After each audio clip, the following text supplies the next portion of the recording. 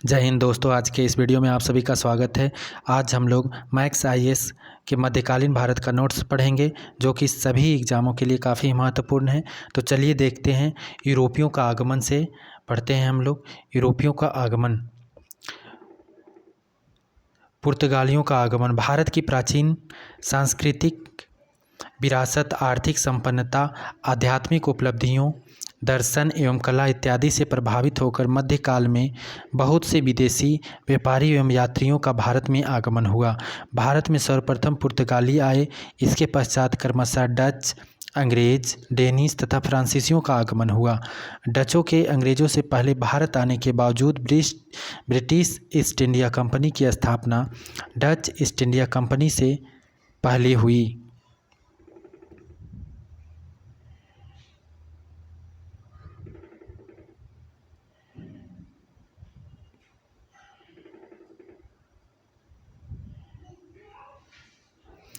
भारत के लिए समुद्री मार्ग की खोज पुर्तगाली व्यापारी वास्को डी गामा ने 17 मई 1498 को भारत के पश्चिमी तट पर स्थित बंदरगाह कालीकट पहुंचकर की। वास्को डी गामा का स्वागत कालीकट के तत्कालीन शासक जमोरिन, यह उस समय के शासक थे, यह कालीकट के शासक की उपाधि थी, द्वारा किया गया। तत्कालीन भारतीय व्यापार पर अधिकार रखने वाले अरब व्यापारियों को जमोरिन का यह व्यवहार पसंद नहीं आया और उन्होंने पुर्तगालियों का विरोध किया।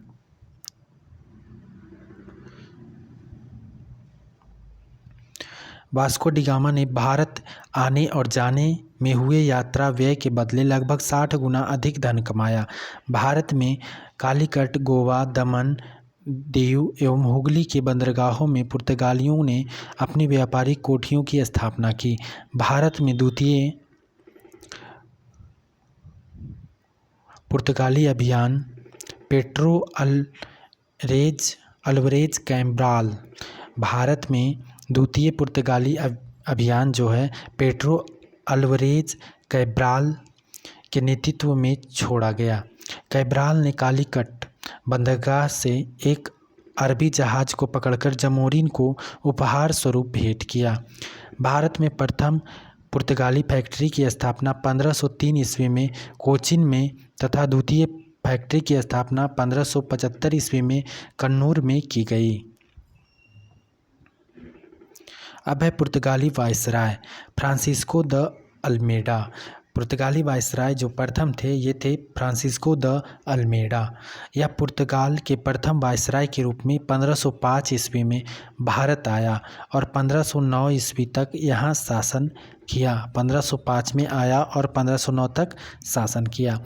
इसने भारत में ऐसे पुर्तगाली दुर्गों का निर्माण किया जिनका उद्देश्य सुरक्षा न होकर हिंद महासागर के व्यापार पर पुर्तगाली नियंत्रण स्थापित करना था।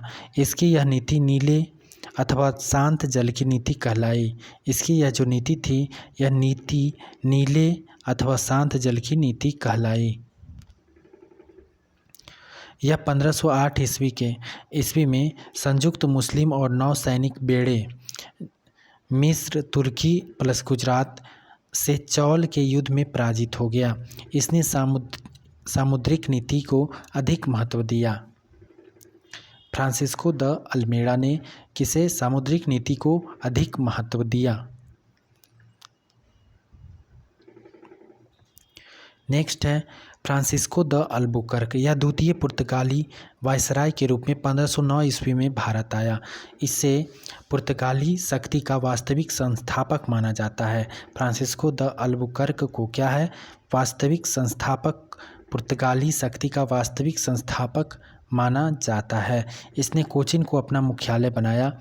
अल्बुकर्क ने 1510 ईस्वी में गोवा को बीजापुर के शासक यूसुफ आदिल शाह से छीनकर अपने अधिकार क्षेत्र में कर लिया। इसने पुर्तगाली पुरुषों को भारतीय स्त्रियों से विवाह करने के लिए प्रोत्साहित किया।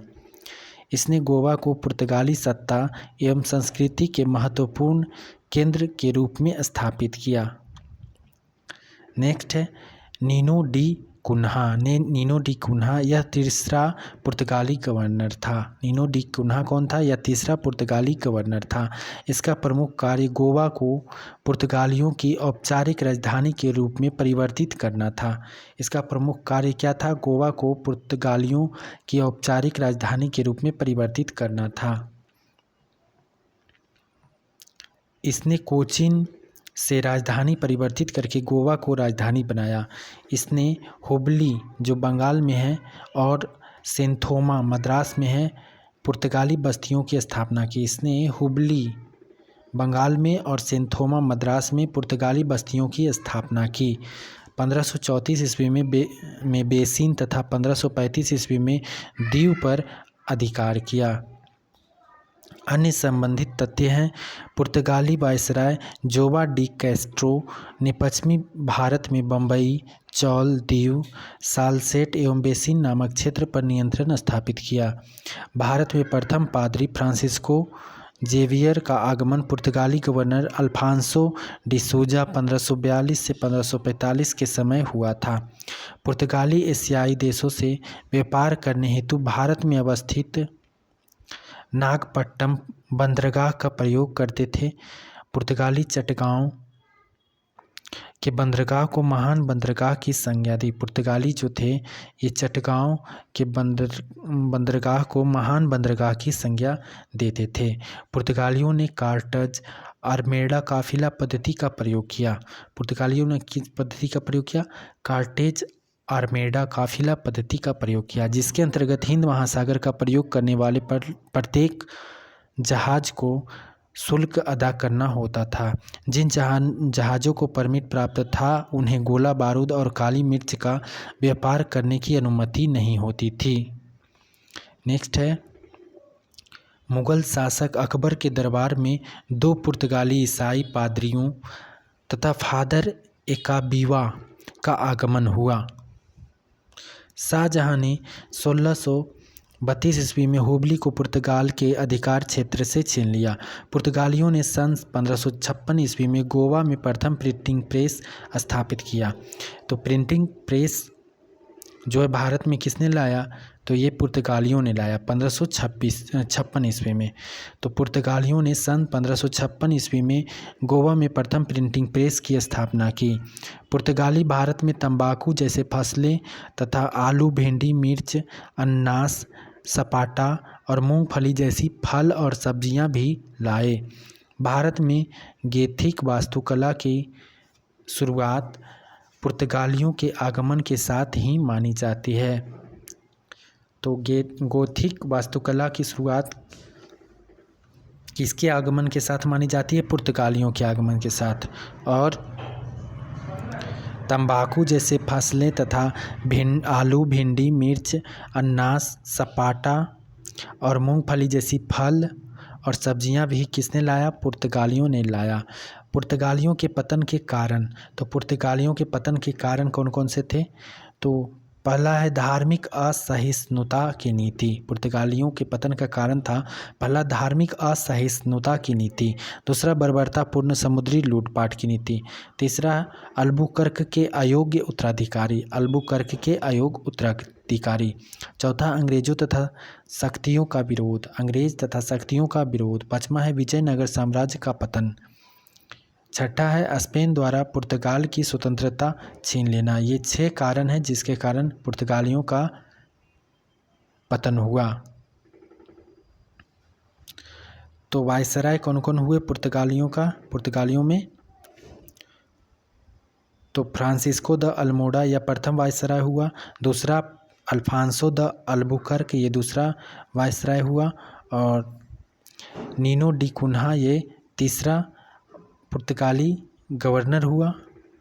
और नेक्स्ट है डचों का आगमन।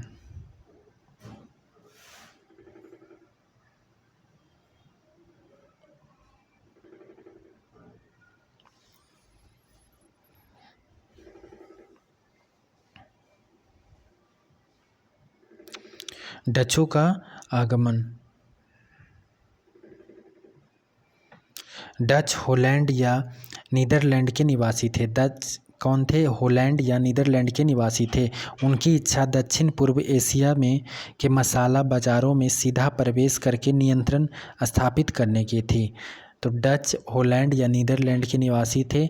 उनकी इच्छा दक्षिण पूर्व एशिया के मसाला बाजारों में सीधा प्रवेश करके नियंत्रण स्थापित करने की थी। 1596 ईस्वी में कार्नेलिस दी आउटमैन 1596 ईस्वी में कार्नेलिस दी आउटमैन भारत आने वाला प्रथम डच यात्री था। डचों ने 1602 ईस्वी में एक विशाल व्यापारिक कंपनी की स्थापना की, जिसे United East India Company of Netherland के नाम से जाना जाता है। डचों ने 1602 ईस्वी में एक विशाल व्यापारिक कंपनी की स्थापना की, जिसे United East India Company of Netherland के नाम से जाना जाता था। डचों ने गुजरात, बंगाल, बिहार, उड़ीसा में अपनी व्यापारिक फैक्ट्रियों की स्थापना की।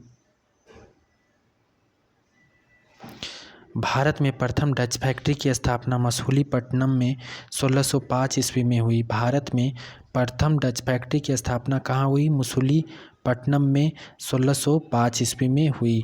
इसके पश्चात 1610 ईस्वी में पुलिकट 1610 ईस्वी में कहाँ? पुलिकट में।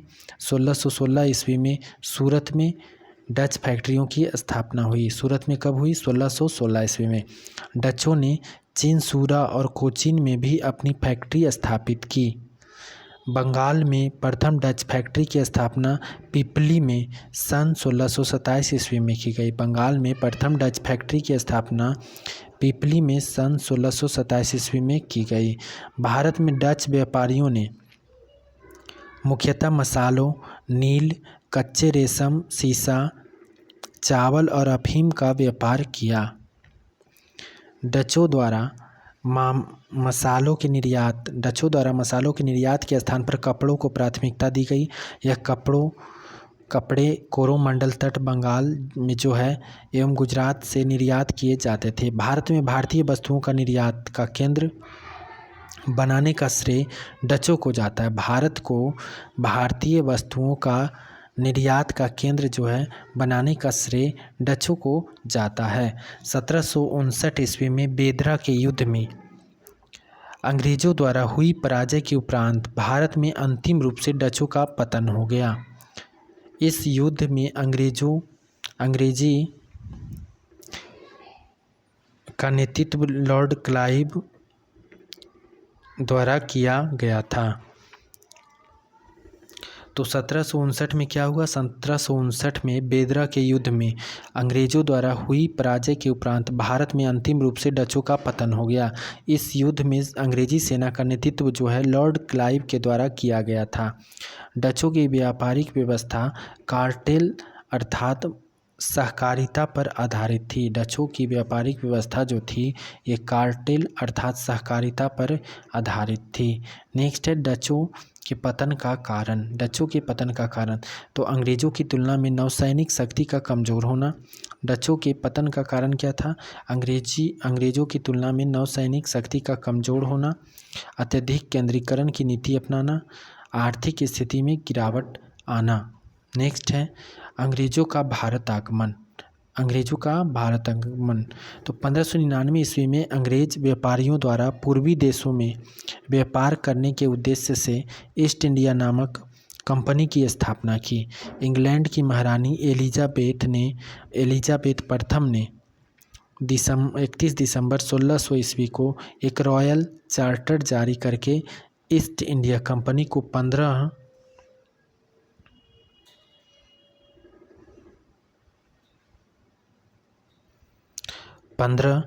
वर्ष के लिए पूर्वी देशों से व्यापार करने का एकाधिकार पत्र प्रदान किया। तो इंग्लैंड की महारानी एलिजाबेथ प्रथम ने 31 दिसंबर 1600 ईस्वी को एक रॉयल चार्टर जारी करके ईस्ट इंडिया कंपनी को 15 वर्ष के लिए पूर्वी देशों से व्यापार करने का एकाधिकार पत्र प्रदान किया।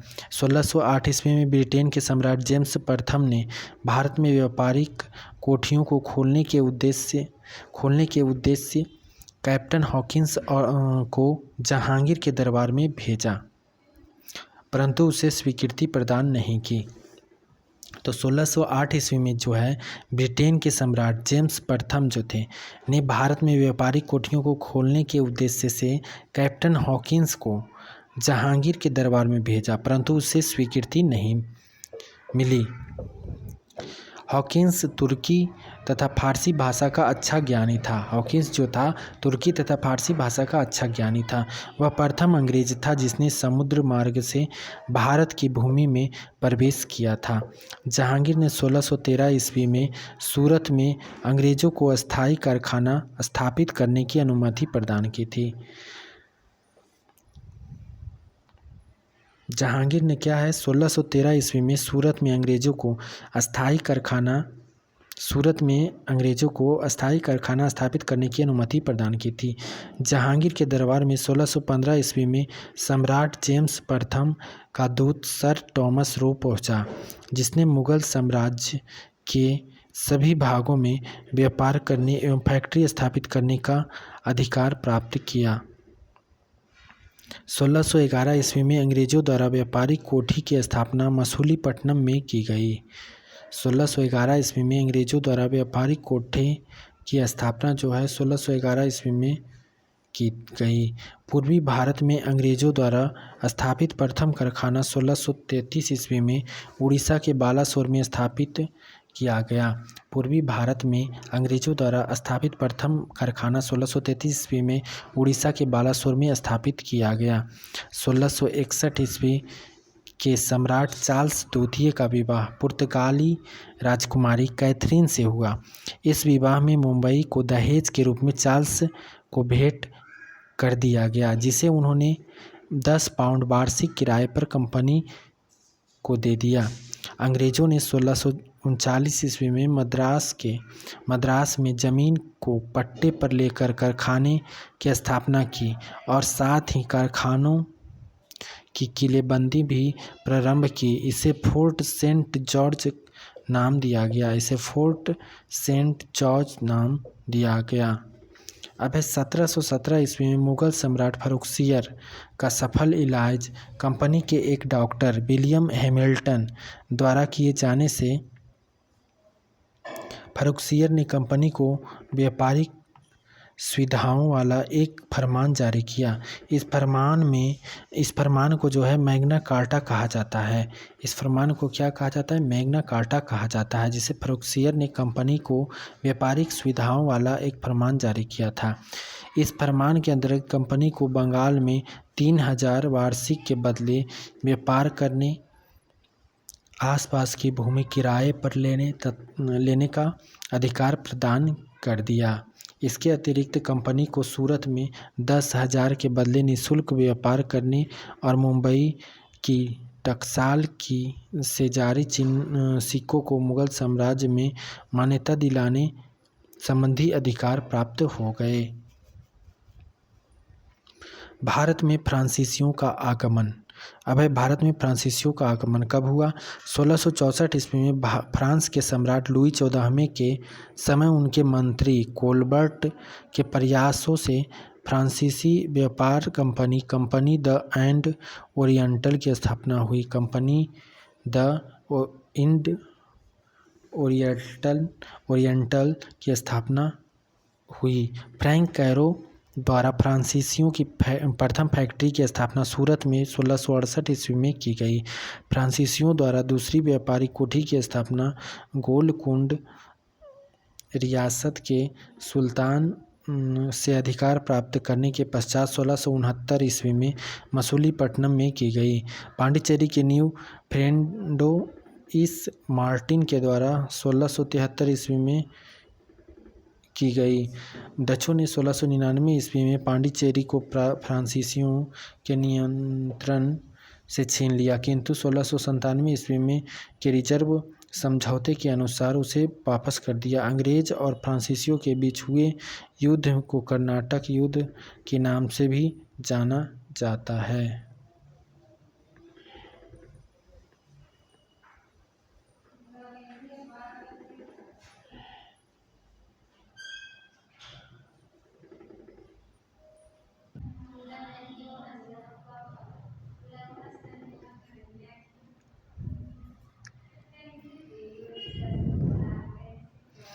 अब है भारत के गवर्नर जनरल और वायसराय। तो लॉर्ड क्लाइव जो कि 1757 से 1760 एवं 1765 से 1767 तक इसका कार्यकाल रहा।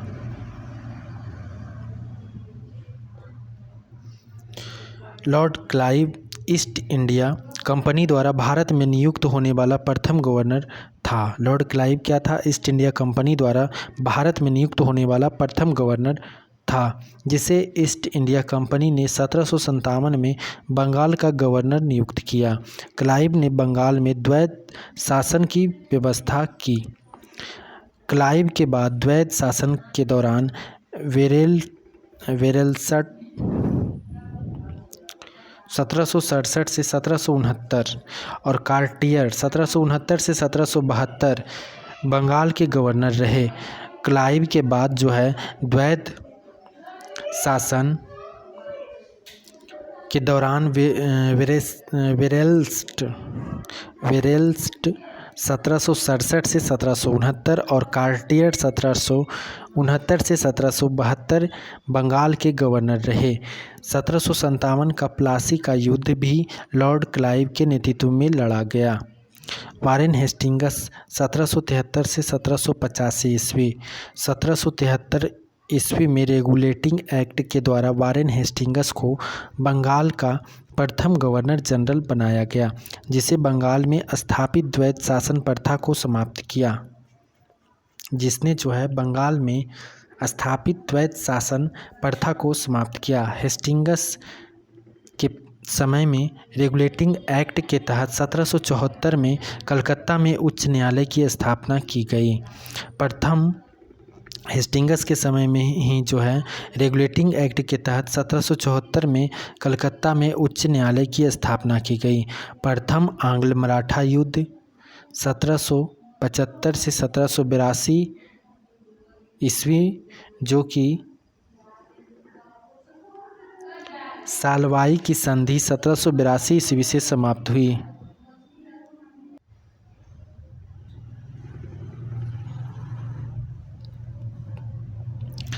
हेस्टिंगस के समय में ही बोर्ड ऑफ रेवेन्यू की स्थापना हुई। हेस्टिंगस ने 1781 ईस्वी में कलकत्ता में प्रथम मदरसा की स्थापना की। लॉर्ड हेस्टिंगस जो था ने 1781 ईस्वी में कलकत्ता में प्रथम मदरसा की स्थापना की।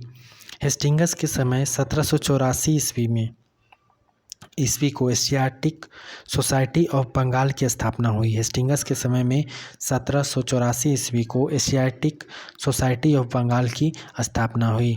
द्वितीय मैसूर युद्ध भी इसी के शासनकाल में हुआ, लॉर्ड हेस्टिंगस के समय 1780 से 1784 में। नेक्स्ट है sir John Macpherson. Sir John Macpherson 1785 से 1786 ईस्वी। इसे अस्थायी गवर्नर जनरल नियुक्त किया गया था। सर जॉन मैकफर्सन को क्या है 1785 से 1786 इसका शासनकाल रहा और इसे जो है अस्थायी गवर्नर जनरल नियुक्त किया गया।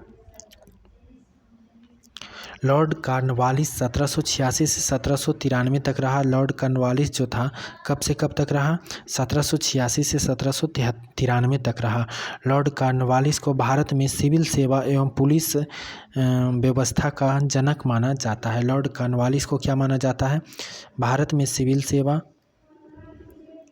एवं पुलिस व्यवस्था का जनक माना जाता है। तृतीय आंग्ल मैसूर जो है युद्ध हुआ 1790 से 1792 में। 1790 से 92 में 1791 ईस्वी को जोनाथन डंकन ने बनारस में संस्कृत विद्यालय की स्थापना की। 1791 ईस्वी को जो है जोनाथन डंकन ने बनारस में संस्कृत विद्यालय की स्थापना की। कॉर्नवालिस कोड का निर्माण जो है 1793 ईस्वी में किया।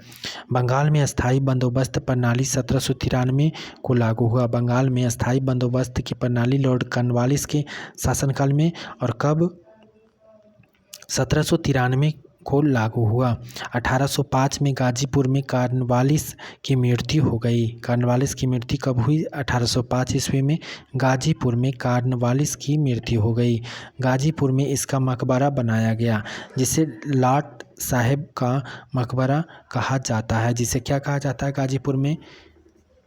लॉर्ड कॉर्नवालिस का जो है मकबरा बनाया गया, जिसे जो है लाट साहब का मकबरा कहा जाता है। सर जॉन शोर जो कि 1793 से 1798 तक रहा। सर जॉन शोर जो कब तक? 1793 से 1798 ईस्वी तक रहा।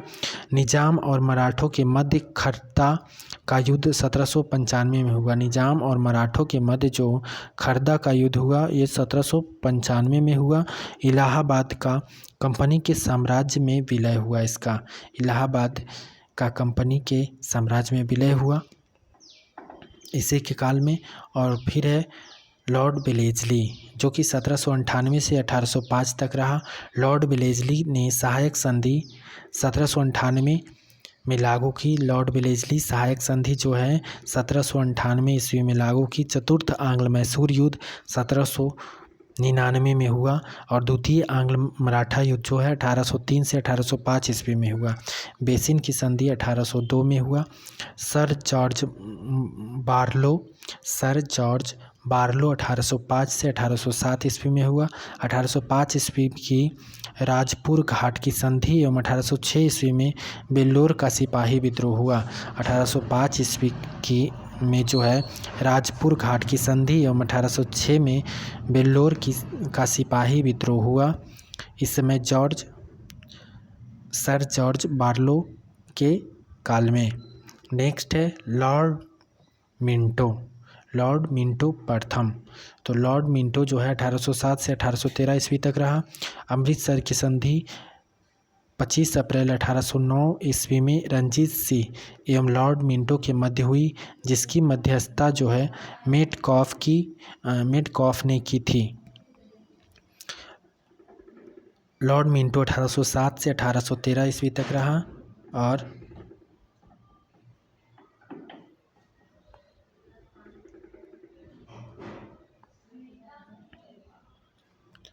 1813 का चार्टर एक्ट भी लॉर्ड मिंटो के काल में ही लागू हुआ। लॉर्ड हेस्टिंगस जो था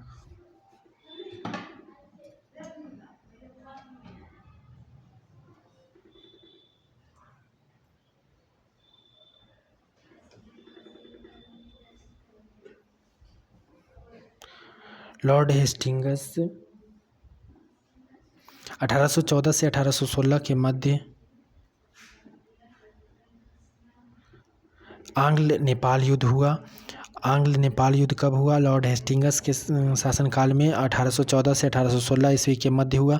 1816 में सागौली की संधि के द्वारा आंग्ल नेपाल युद्ध समाप्त हुआ। तृतीय आंग्ल मराठा युद्ध 1817 से 1819 ईस्वी और मुंबई प्रेसिडेंसी की स्थापना 1818 में हुआ। बम्बई प्रेसिडेंसी की स्थापना 1818। 1817 से 1818 में पिंडारियों का दमन हुआ। 1822 ईस्वी में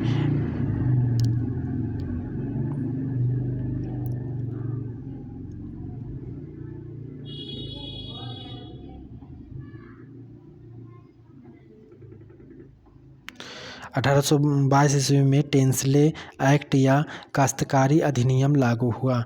नेक्स्ट है Lord M हस्ट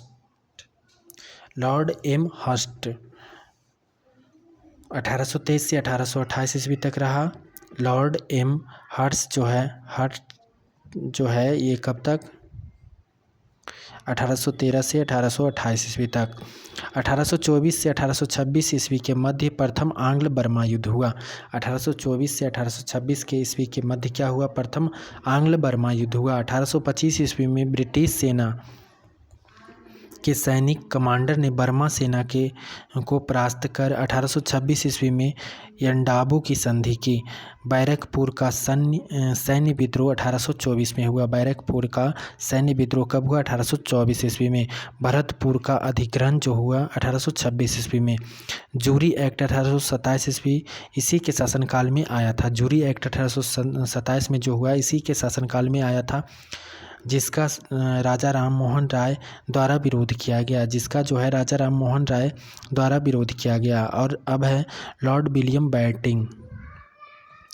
Lord William Bentinck 1828 से 1835 ईस्वी। लॉर्ड विलियम बेंटिंक 1803 ईस्वी में मद्रास के गवर्नर के रूप में भारत आया। लॉर्ड विलियम बेंटिंक 1803 ईस्वी में मद्रास के गवर्नर के रूप में भारत आया। सती